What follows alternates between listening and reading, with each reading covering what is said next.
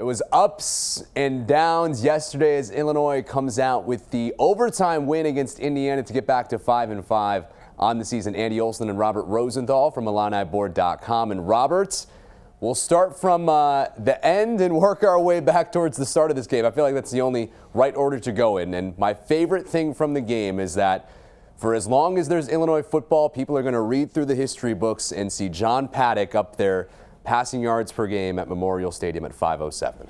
It's the story of that is so unbelievable when you know his family, when you know that, you know, he had uncles and aunts and, you know, his entire family attending those losses like 63-0 to Iowa. You know, like that's his family story, that they would travel in to go to as many games as they could.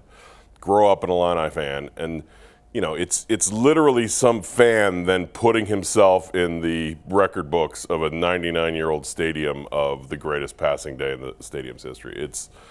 There's no way to put words around this for me still right now. It's not even just the fact that he's got those Illinois ties as well. He's still just a walk-on, sitting for 4 years at Ball State, finally gets his shot last year with the Cardinals. But then he transfers, uses his last year to go home, be where his family has been for generations, and gets his first opportunity to make a difference and does so in that way. Yeah, I mean, his interview yesterday with BTN on the field, where he just was saying, like, oh, I was just some walk-on, 6th year. I figured if I get in, I'd just let it rip. You know, like if I get in a game this year, I'll probably sit on the sideline the entire year. If I get in the game, I'll let it rip. And that's the guy who has the all-time passing record, the only one to ever clear 500 yards in the stadium. It's insane. It's just crazy. Yeah, I don't know if anyone's going to get to Wilson at 600. 619, I think it is. Yeah. So this is about as good as someone can expect to be getting on those career passing yard all-time in a game rankings. But the guy who caught that pass at the end from Paddock to put him over 500 was Isaiah Williams, and that 21 yards on the game winner got him to 200 total on the game. It was his second touchdown. And Robert, it just seems like we're watching an all-time Illini legend just be formed right in front of our eyes. I think you're right. I think he's solidified himself as first-team All-Big Ten at least, along with Marvin Harrison Jr., and it's striking to me the balance between those two guys, okay? You have a shorter, he'll admit it, quarterback from Michigan who got his offer at Ball State and went there and then chose to walk on at Illinois. And you have the 5-star. You have the guy who was offered by Alabama and Ohio State and everyone else who chose to leave quarterback, play receiver.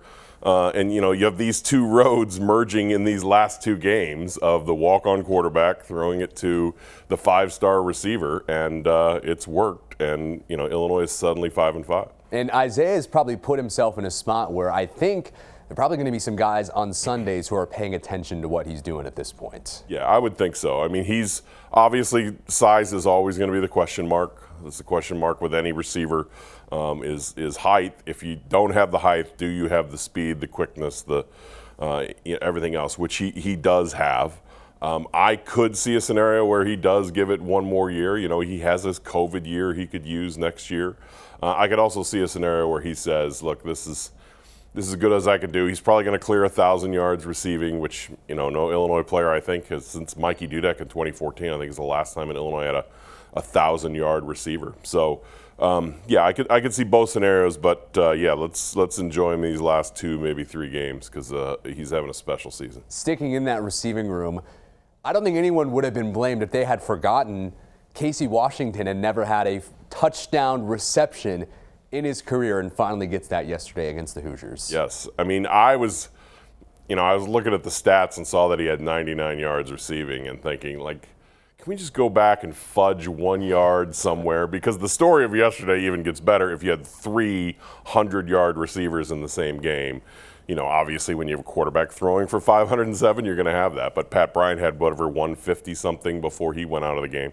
So, yeah, it's just we talked about it before the season, didn't we? We said, look, we know, run game last year and this and that, but probably the strength of this team is these 3 receivers. They know what they're doing. If they can get them the ball, there are yards to be had in the air, and there certainly were yesterday. All right, now from pass game to run game, Reggie Love III, who's making his first appearance in a month after dealing with this leg injury that has just seemed to have lingered. Has a career day himself, 140 yards, 2 touchdowns, and he has to be that involved in the offense because Caden Fagan goes down on the first drive. It's just nice to see something pay off for Reggie in this way after what he's dealt with, how many years he's been on the bench waiting for this opportunity. And even if he's not feeling 100%, he went out there and gave Illinois everything he had. Yeah, it's great to see. It's, again, it's interesting. They were down to 1 scholarship running back basically with Fagan the last few weeks. He stayed healthy.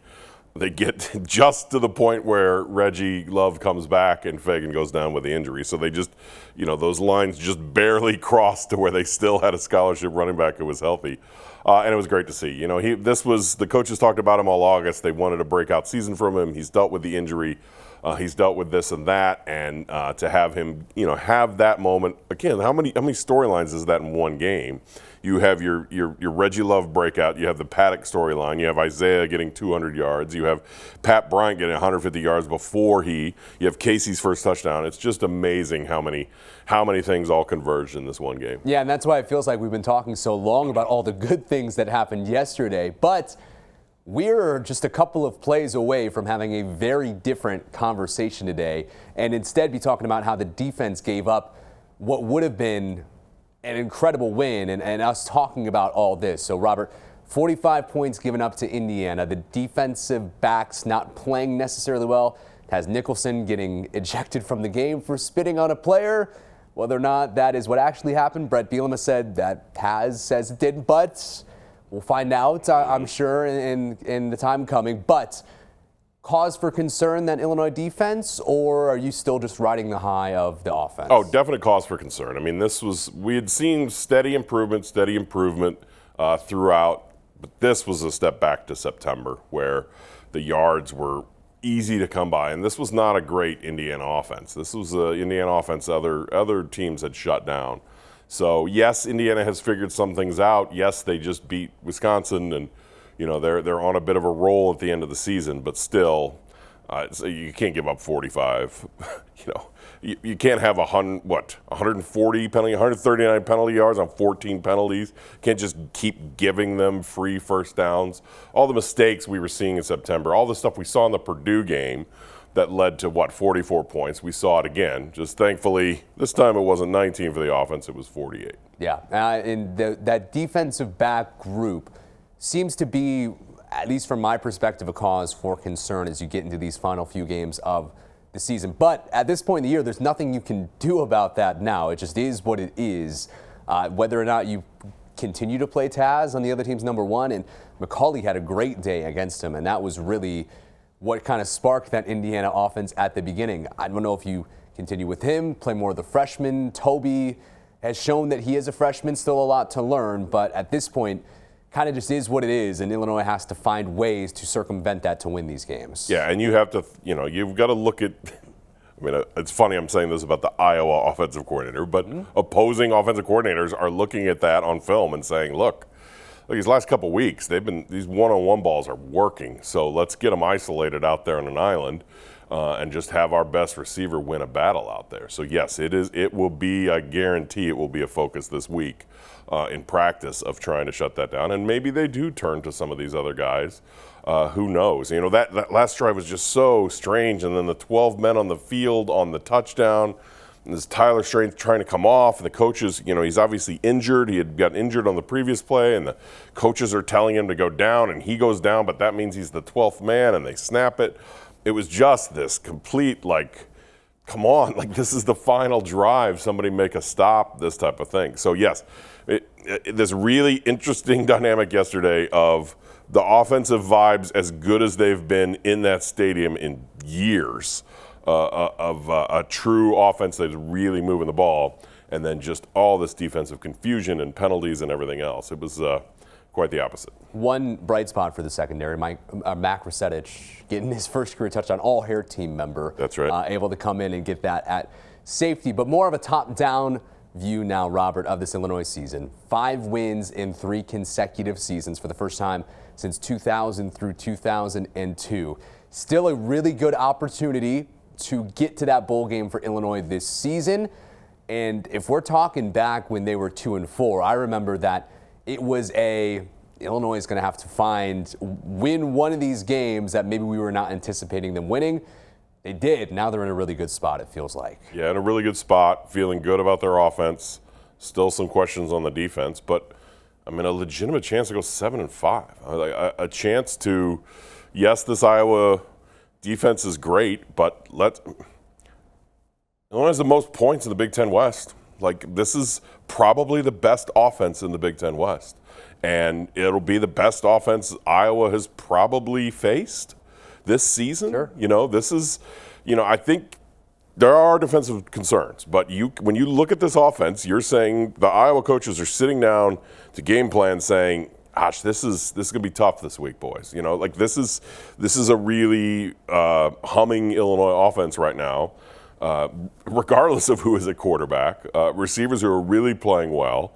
That's not seen much in the Big Ten, where teams are throwing a ton on someone else. So it's an interesting matchup this week. Yeah, and if Illinois wins that one, of course, the chance for possibly winning the last Big Ten West title ever is still out there. Now Illinois needs some help. They don't control their own destiny, but a win against the Hawkeyes surely helps. And then, of course, you have Northwestern at the very end of the season as well.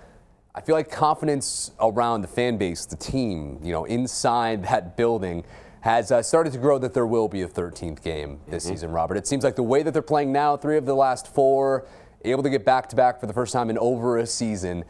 Illinois seems to, doesn't matter what bowl it is, I feel like at this point, but they will be playing come December. Yeah, I mean, that was the main thing I wrote before the season, as a longtime fan, knowing all of these good seasons that were followed up by 5 and 7. 1999, they win 8 games, then a 5-win season. 2001, they go to the Sugar Bowl, they win 10 games, then they win 5 the next year. 2007, they go to the Rose Bowl, they win 5 the next year. Every time there's this big step forward, it's a step back to 5 games. So I wrote it, I wasn't embarrassed to say it, like I predicted 6-6 this season, and I said, look, that 6 would be massive because it's back-to-back bowls. It's not taking that step back. Just one more win than those other seasons would have changed some things about that path. And that's right there, win one of the next 2, and the opportunity there to win both of them. All right, 48 points for Illinois. You know the last time they scored that many points? Gosh, Michigan in 11, when was it? It was not quite that far back, 2018. Yeah. As bad as the defense was that year for Illinois, they did put up 55 against Minnesota. Okay, that's year. Right. That's right. The game after Hardy Nickerson was fired and suddenly, Hardy Nickerson resigned and everything changed. Yes, I do remember that. So this has been a long time coming for Illinois, and it was a lot of fun to cover.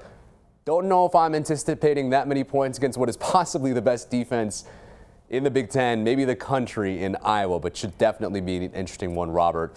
As always, thanks for coming in. We appreciate your look on things, and hopefully we'll have another fun one to talk about next week. Sounds good. Looking forward to it.